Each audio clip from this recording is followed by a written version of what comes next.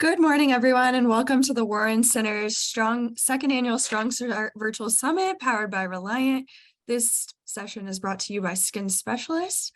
I'm Lawson Gutzwiller. I'm the digital media coordinator here at the Warren Center. And I'm so thankful you guys are able to join us today. We're very grateful for you all. If you don't know anything about the Warren Center, we are a nonprofit organization that advocates, serves, and empowers children and families with developmental disabilities and delays. We do that through personalized therapy services for children, one-on-one coaching for parents, and providing access to resources and support for families in our community. Everyone at the Warren Center is so grateful that you're participating in the second annual online event, so thanks for being here. Our first session is called Strong Foundations, Building Children's Social Emotional Skills in the Early Years, and this is presented by Dr. Bonnie Stewart. Dr. Bonnie Stewart is the Director of Clinical Training of the Clinical Psychology Program at the Chicago School of Professional Psychology, Dallas campus. She obtained her Bachelor of Arts degree in philosophy from Arizona State University. So Dr. Stewart, if you could take it away from here, that'd be great. Hi, everyone. I'm Dr. Bonnie Stewart. I'm a licensed clinical psychologist specializing in working with children, and also the Director of Clinical Psychology at the Chicago School of Professional Psychology. I'm excited to be here with you today to share resources on parenting in the early years. I'm going to go ahead and share my screen and pull up my presentation.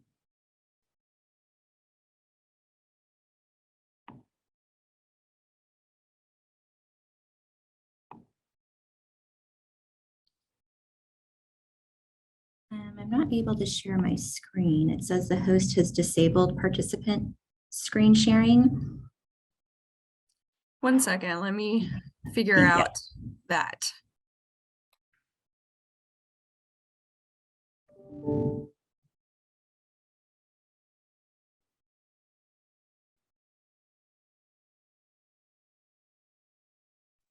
Dr. Stewart, if you want to go ahead, and I think I enabled it. Try again. Okay, perfect. Yes. Okay. Can you all see my screen?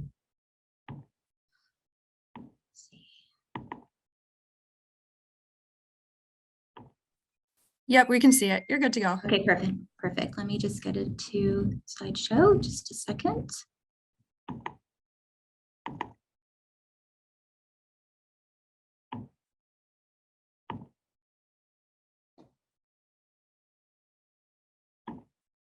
we go.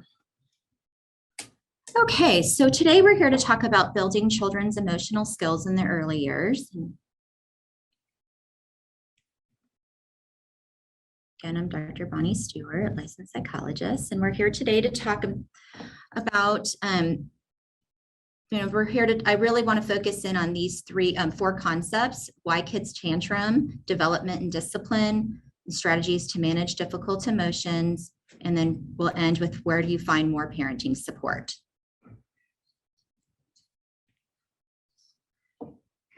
So I think it's important to know that no one is born knowing how to be an effective parent. There's so many challenges that come up, and gaining knowledge and learning skills can help you navigate challenging moments.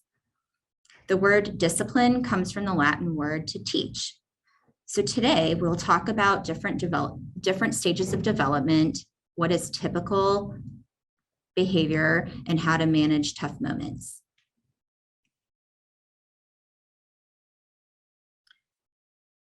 So discipline is teaching. So the first step is to connect with your child. Nurturing your child is the most important part. Loving your child no matter what they do, listening to your child, and expecting the best from them. So how to respond to misbehavior. We're going to talk about different developmental areas today. We're going to talk about infancy, toddler, and we're going to talk about preschool challenges. And then we're going to dive a little bit more into consequences. So as we become far more emotionally validating, we'll also need to set appropriate limits. So let's dive into that. When you think about parenting and how do you control difficult moments, some questions that I'd like you to consider before we get started today are how you get your children to behave. Do you bribe them to get them to comply to your wishes? Do you punish by taking things away? Do you encourage your children to talk about their feelings? Do you explode with frustration and anger toward your child? Do you try to help them when they're upset? Do you provide clear reasons and expectations that you have for them? Do you withhold affection when overwhelmed? Do you take your child's wishes and feelings into consideration when they're having difficult moments? Just some things to think about as we begin to navigate the different areas of development. So many researchers believe that parenting styles influence a child's self-control. Some parents tend to be somewhat permissive. Maybe they don't impose a lot of rules or don't have a lot of structure in the home. Maybe some are quite controlling or demanding and expect obedience. And then there are others that have a far more balanced perspective, and that's what we're going to talk about today, is where you can still set high standards while still remaining nurturing and responsive and expecting maturity and cooperation.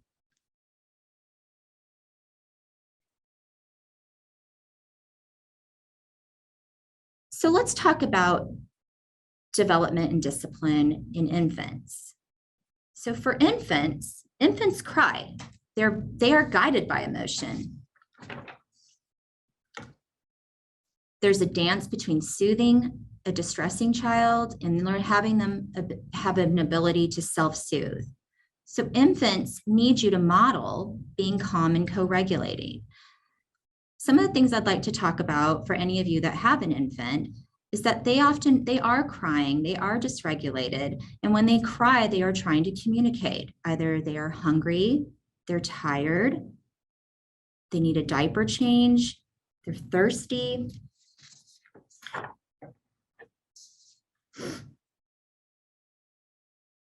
So when babies cry, the parenting tip is you can never spoil a baby enough. You can't hold your baby enough, rock your baby enough. Attending to their crying needs is helpful, and it teaches emotional regulation and builds attachment.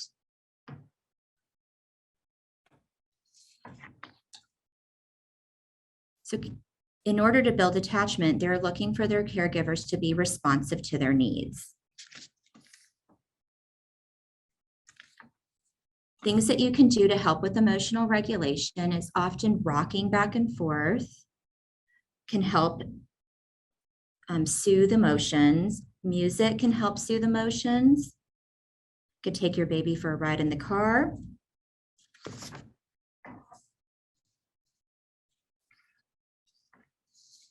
talk about colic for a moment. Babies that have difficulty in high crying may have colic, and no one knows exactly what causes colic, but those babies cry excessively. It's important to talk with your doctor specifically about any changes in formula. Most babies will outgrow colic, but often they cry loudly and they're very difficult to soothe. So take a break, call a friend, make sure that your doctor is involved.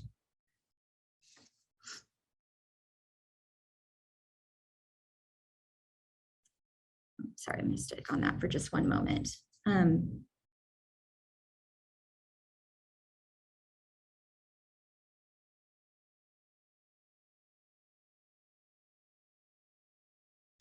Often, research shows that often colic will resolve itself about after 3 months.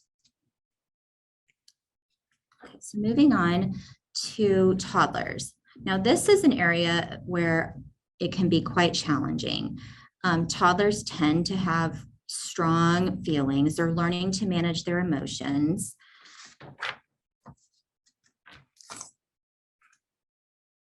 They're becoming independent and curious about their world. This is where you may see a lot more temper tantrums and big emotions. They want to tell you that they want to do it themselves.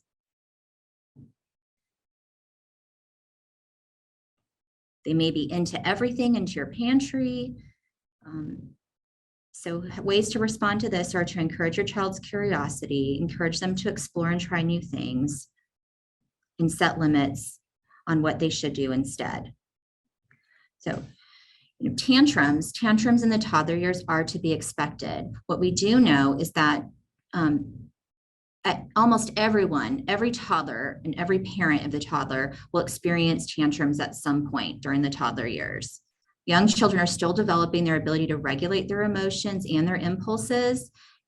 And research suggests that about 2/3 of preschoolers still experience tantrums as they're starting to learn to understand their big emotions. So as you can see in these pictures, they have big emotions. So in these times, it's very important I think about having parents as a co-regulator. So if they're the thermometer and their feelings are big, you're going to work on helping label. You really don't want to leave the park.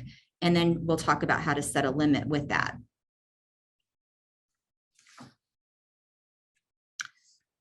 It's important to understand the difference between a tantrum and a meltdown. Some children are lashing out because they want to get something or want attention, but others are having serious difficulty regulating their fight-flight response. And that's often because of developmental difficulty. So children who are very sensitive to sensory may be tired, maybe thirsty, maybe overwhelmed with their environment. Their response is very different than a tantrum. It may look the same. They may look exactly like these pictures, but their reason for tantruming is very different. It's not based out of control. It's based out of a sensory overload. So understanding the difference between that is really important. How you will know that there is a difference between a tantrum and a meltdown is often when a 2-year-old is crying and wants something, and then you give it to them, the tantrum will stop. A child who is in a meltdown and screaming and crying and beyond ability to calm and soothe them, may be in a fight-flight response. And at that point, you need to create safety for the child. So making sure that they can't hurt themselves at this time, they may want to hit or kick or bite. So it's important to carry a calm down kit that includes snacks and water, any kind of noise canceling, just something to be able to calm your child in order to be able to ride it out. So toddlers don't know how to talk about their big feelings. They tantrum instead. So helping them identify and express their feelings. When you can teach your children to have a large vocabulary for how they're feeling, I feel frustrated, I feel mad, I feel sad, I feel hungry, I feel tired. So helping them understand that and holding space for their emotions. So I hear that you are frustrated. I can see that you are frustrated. I know you are frustrated. It's really tough. You want to keep playing. So that initially allows for some opportunity just to tune in and give them a teaching moment for how they're feeling. No matter the scenario, just verbalize what is happening, that you see them and that you are okaying their feeling in a difficult moment. They are overwhelmed with these intense emotions. They're at the highest level and they don't know what to do with it.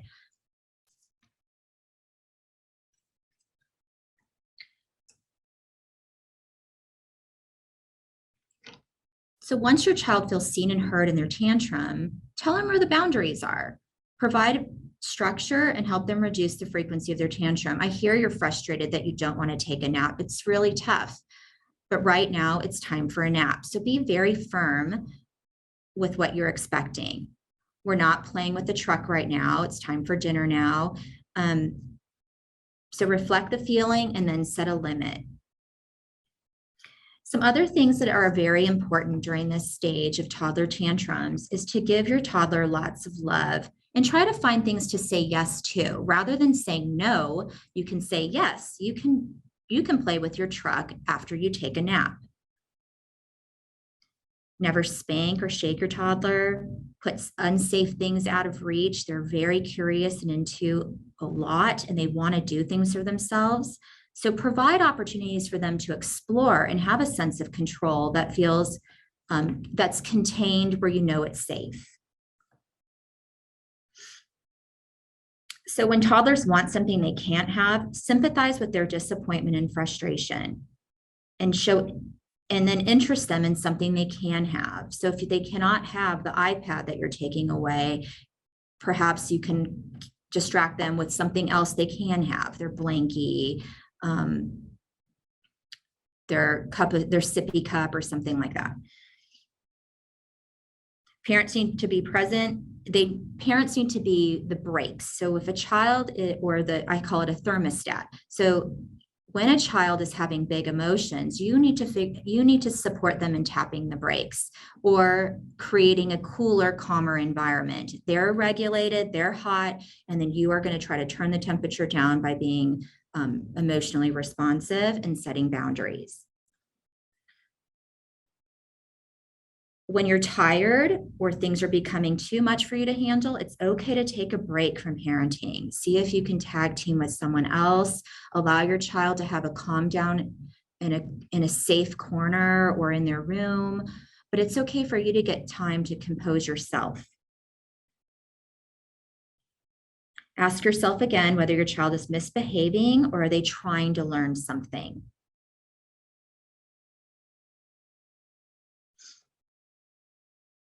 And then also it's important to be realistic about what your child can do independently. This is a time of really ensuring allowing them to be curious and exploring things on their own, but also allowing them the opportunity to make sure that things are safe. They may want to get into the kitchen sink or pulling things out or getting into things in your pantry that may or may not be safe. So please make sure that you have ensured proper safety.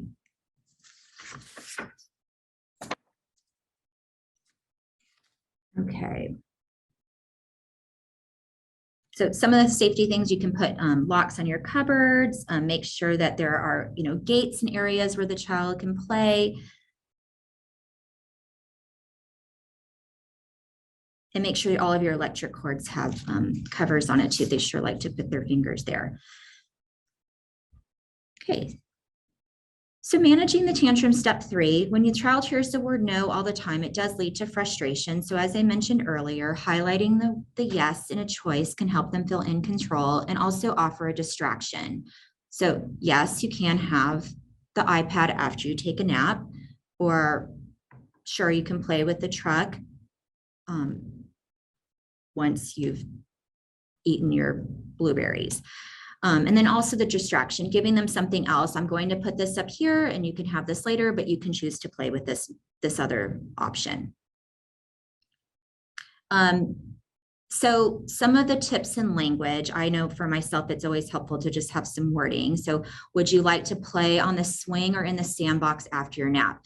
That just gives them something to look forward to. So in the moment, they may still have big feelings and they're crying and I don't want to take a nap.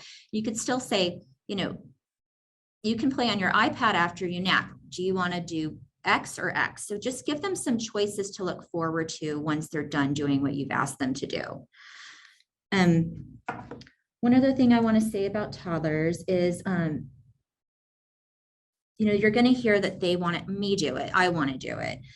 So allowing them to have some level of participation in, like, as you can see in the picture, washing their hands and being more independent. So when you can use choice language, like you can choose between X and X, I don't want to, and then you allow them between choices that they can handle that are developmentally appropriate.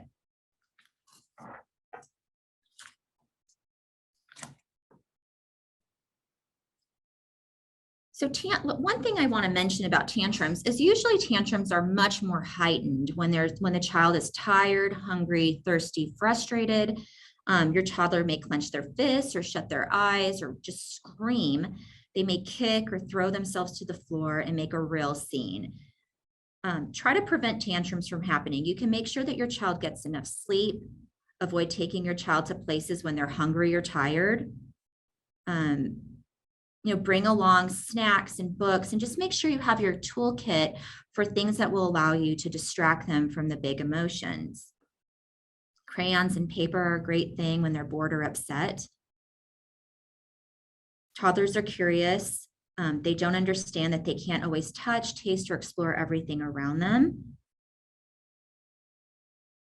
And when they're hungry, tired, or uncomfortable, they may react with strong emotions. Tantrums are normal. Let your child have a tantrum. As long as they are safe, no one is being hurt, your child will learn to understand their feelings.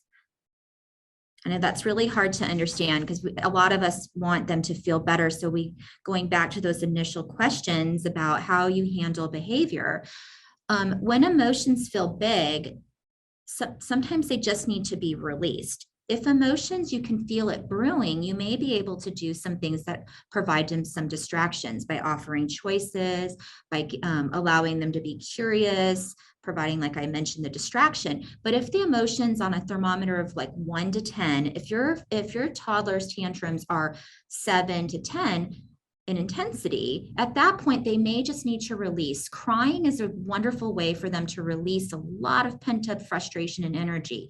So at that point, just make sure they're safe, allow them to cry, continue to check in on them, but you don't have to necessarily stop that emotion as long as they're safe.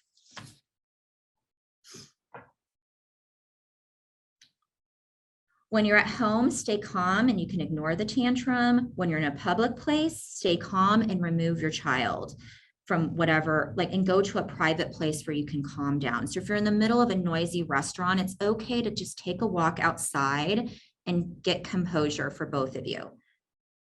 Some children have a hard time calming down. Hold your child gently, watch your voice, talk slowly, and explain that everything will be okay. No matter where you are, the tantrum will end if you respond calmly.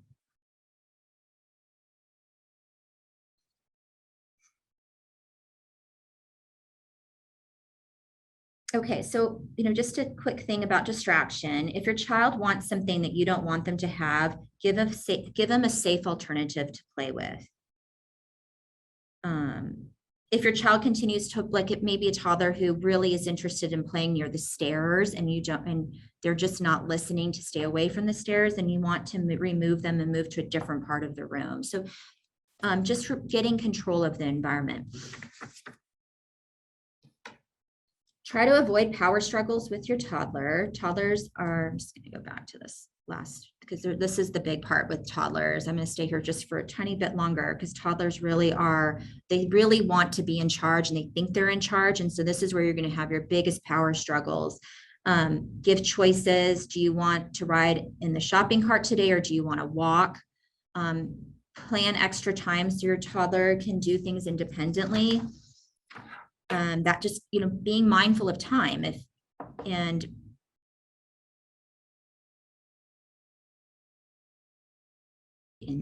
more things independently.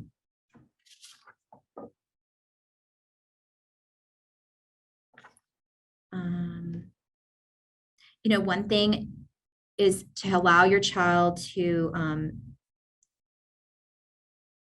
you could create rules in your house, in our house, our rules are, and then just remind that isn't a choice. In our house, you have to buckle yourself in the car seat. If the child's like, I don't want to, that's not a choice. We buckle in the car seat. So just being firm and setting the firm boundary and the limit. Toddler is going to test out new skills and want control. Parents may be in a hurry and also want control. So this is a time at this developmental age to practice a lot of patience. There are times where you may need to say no, but you can say, you have to hold my hand when we cross the street. So rather than saying no, just be very direct on what you're trying to communicate. They hear that better than when you say no. As soon as it's no, it turns into a power struggle with a toddler. So you still are setting firm boundaries. Just watch your language. It's highlighting, yes, you can do that, or you really want to do that, but you're expected to hold my hand as we cross the street.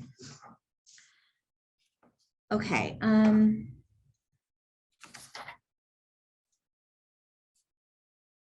I think another area that I just want to touch on briefly is toilet training in toddlers. They have a strong desire to do things themselves, which can obviously be quite messy.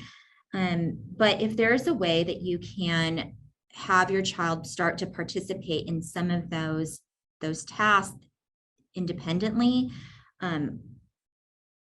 by maybe creating an area in a bathroom where it's safe, where they can wash their hands independently, like in the sink. Just take part in some part of that where it feels like they're more in control.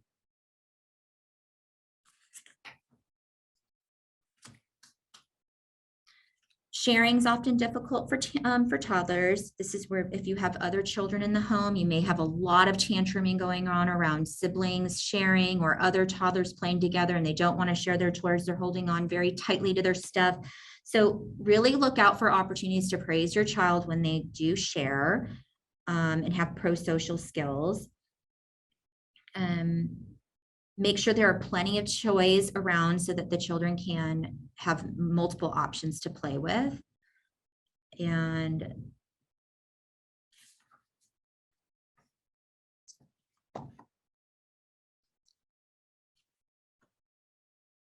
okay.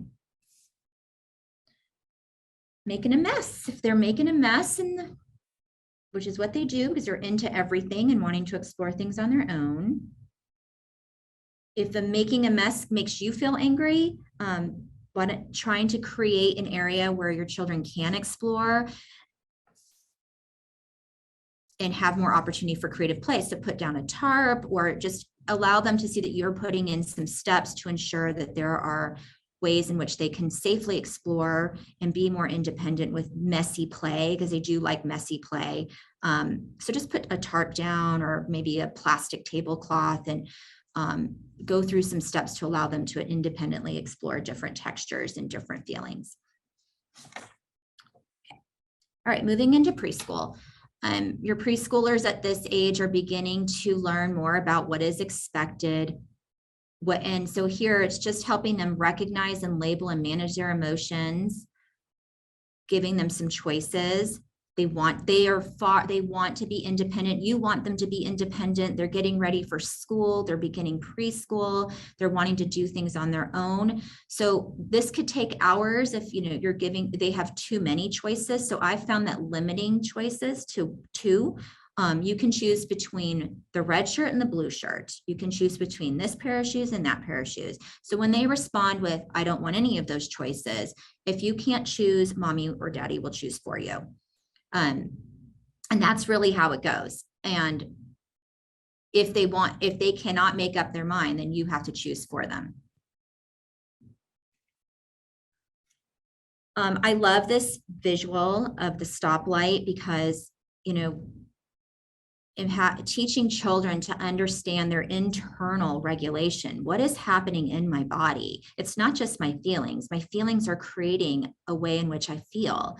So green, we're good, we're feeling in control. And then we get to the yellow where it's a little bit cautious and feeling a little bit out of control.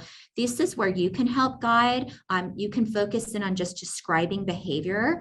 I'm seeing that you're having a really hard time with that, or you're showing me that you're quite tired. I'm wondering if you're thirsty or hungry. So pay attention to this window of tolerance, I call this, that yellow part is where a lot of deflecting can help come in. When you notice things are not going well and you're feeling yourself getting stressed by your child's behavior, you may be able to intervene here in the yellow. But once you've gotten to the red, this is like a volcano erupting. It's often very difficult because you're already extremely dysregulated. What I want to tell you is that what we know about brain research is that where emotions are processed in the brain, in the amygdala, way deep down inside the brain. It's just a small little area that is very reactive. And what we do know is that when that area is super activated, the thinking and talking part of our brain is not. And so there's actually very little functioning going on there. So when we talk too much during heightened states of arousal, it can be very activating. It's important to help your child just validate the feeling and trying to stay patient and calm in that moment. The goal should really be to calm and regulate.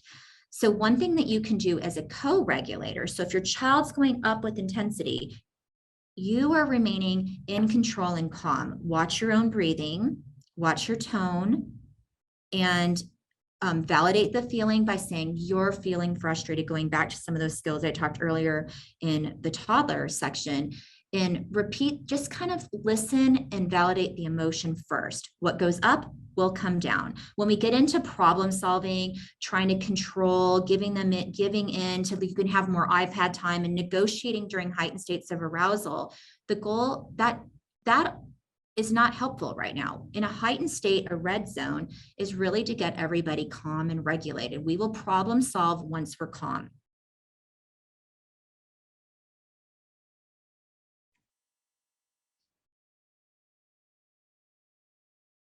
I love this because I think in any home is to create an area that is encouraging of strong emotions.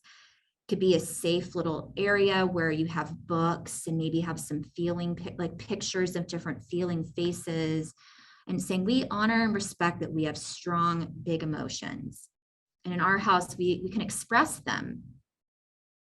But there are boundaries and limits to how we express them. So while you feel very angry and frustrated, it's not okay to hurt and kick your brother.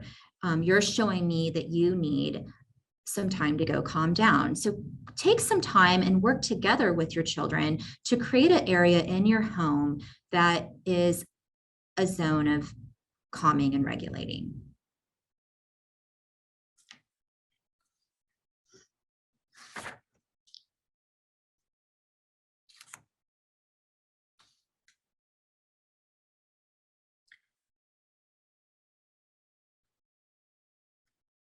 So when your child is having a difficult time, help them learn that it's time that they can take a break. I'm not talking about, it's not a punishment or a timeout or a consequence. It's catching feelings as they're brewing and they're big, and allowing them to know that it's okay to go take a timeout, or help them go take a timeout. And so pair that with, I see you, I see that you're having a hard time. Let's sit over here and read a book together, and help see if you can manage some of those behaviors and those emotions. Explain what the rules are if they break a rule. So in your house, you can talk far ahead of time. And in our house, we don't hit, kick, bite when we're feeling overwhelmed and frustrated. But what you can do instead is use the calm down corner, go read a book. So make a plan for how you're going to handle the big feelings, just like they have plans at school with smoke alarms and how to handle stressful times. Create a plan for how you're going to handle tough moments. One thing I want to say that I think is really helpful when we know about big emotions, when we have big emotions, the first thing that changes is our breathing. Your child may start breathing big. Oh gosh, and their body feels very stressed. So engaging in fun activities to calm and regulate their body, not in a heightened state of emotion, but you can start teaching these things during calm moments. Using a pinwheel. A pinwheel is a wonderful activity where you can show your child about how to slowly regulate their breathing response. And then you can model that in a very difficult moment when your child is heightened and not breathing and they're screaming. You can elongate your own breath and show them that they can slowly calm down by just getting control of their breathing. So pinwheel breathing, you can practice that with bubbles. You can do 1 minute breathing where you teach them to learn to control longer breaths.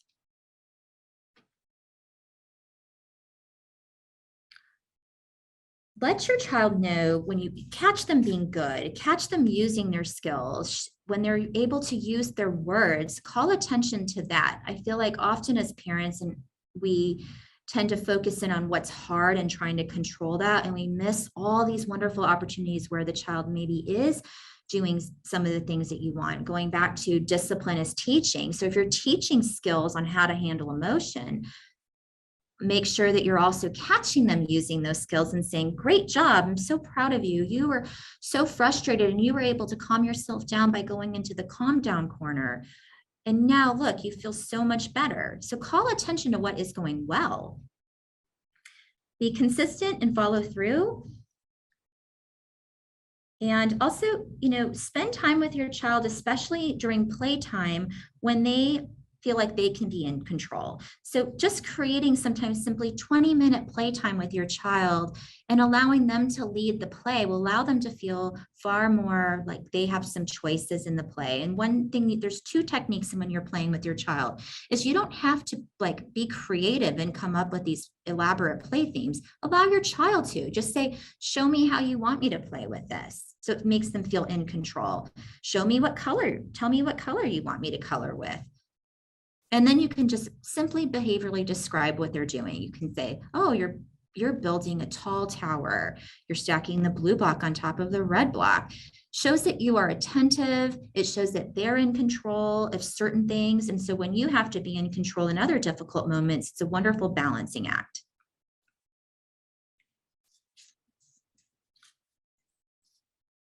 Okay, so again, similar to, I'm just going to talk briefly about school age children. They're becoming far more able to understand their broad range of emotions. So here, one thing you can do is, again, be the thermostat versus the thermometer, trying to create some calmness during difficult moments so that the environment is conducive to providing some calmness.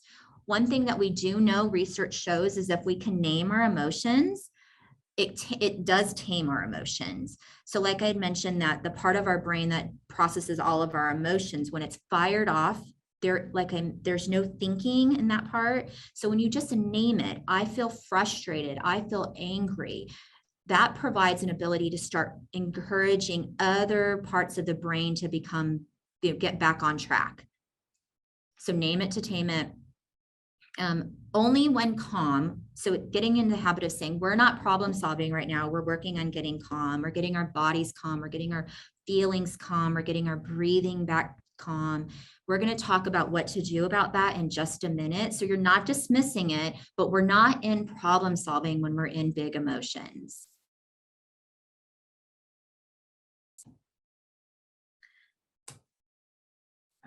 Okay. So I have about 5 minutes left. One of the things I wanted to share that I think is super important is there are several evidence-based parent training programs where clinicians are trained to work and teach parents how to deal with very difficult behaviors. So although today I've given you some tips, there are coaches and therapists that can work specifically with you on big challenges you're having. So in parent-child interaction therapy, for example, a clinician will work with you by helping guide you through play activities with your child, and it allows you to get more connected. The first phase is called a child-led group, where the clinician will watch and observe you play with your child, and then they will intervene by allowing you to, they'll listen, they'll put a little bug or a little audio device in your ear, and they'll talk to you as you're playing with your child, and they coach you to handle difficult moments. So if your child is playing and tantruming, they're going to be giving you specific advice on what to say and do in those moments. It is highly effective, and you can learn more about it by visiting pcit.org. Triple P is very similar. It's another evidence-based parent training that also teaches parents how to deal with difficult emotions. Some of the things, and you may or may not need that, but I just wanted to put it here just in case. I think one of the last things that I wanted to follow up on is just kind of talking about two other areas that I know are very difficult for parents, especially with kiddos under the age of 5, bedtime battles and picky eating. So with bedtime, I just wanted to finalize with how important it is in your home to try to set up a routine around bedtime and limiting electronic use before bed. We do know that the screens are very overstimulating to a developing brain. So getting off any screen time before at least an hour, but I would, even more would be better. So that should not be something that you pair with bedtime. Reading, creating a quiet environment, lowering the lights, and giving your child plenty of time to start navigating this bedtime routine, and creating a nurturing opportunity between you and your child. That includes maybe a bath and brushing their teeth and a story time and some cuddles. And stick to your routines every night. So if part of your routine is that your child is expected to sleep in their bed, if they come out of their bed and into your room, you walk them back and you put them back in their bed. So even one time that you allow them to sleep in your bed, and if you decided not to, is creating more difficulty for them. So just simply walk them back and put them back in their bed. If your child is afraid of the dark, ensure that you're creating ways that they feel nurtured, that they have their stuffed animals, they have wonderful little night lights that have ways to create this wonderful safe environment in their room, but really lean into just helping them participate in finding ways to create calm and overwhelm and create safety within their room, and that they can overcome these big feelings. And the last thing I want to talk about before we end is picky eating. To avoid picky eating, create pleasant meal times, create calm, time where you can all if you can sit down together, and offer plenty of choices and lots of different textures. And, I know that children will often resist, but just getting them in the habit of just seeing a variety of things rather than just like one thing that that they like. Some children may not like different foods mixed together. Your child may be willing to eat a serving of rice or corn, but they won't want them touching. So just let them have some sense of control of how they want that on their plate. Remember that their tastes change. So you might be surprised that one day that they don't want something, their palate may change and they may be okay having it.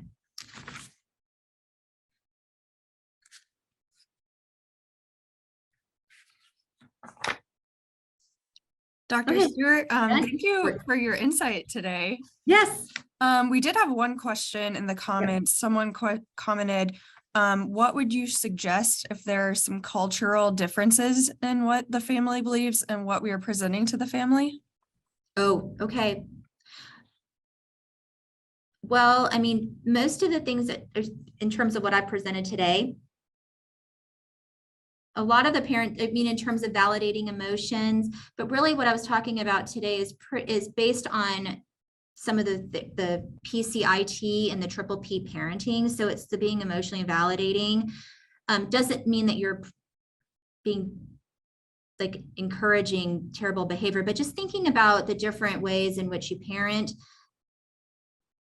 Authoritarian parents, I know some cultures tend to be do it what I say because I'm the parent.